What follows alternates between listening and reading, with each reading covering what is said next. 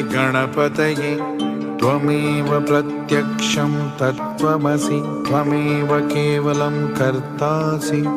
त्वमेव केवलं धर्तासि त्वमेव केवलं हर्तासि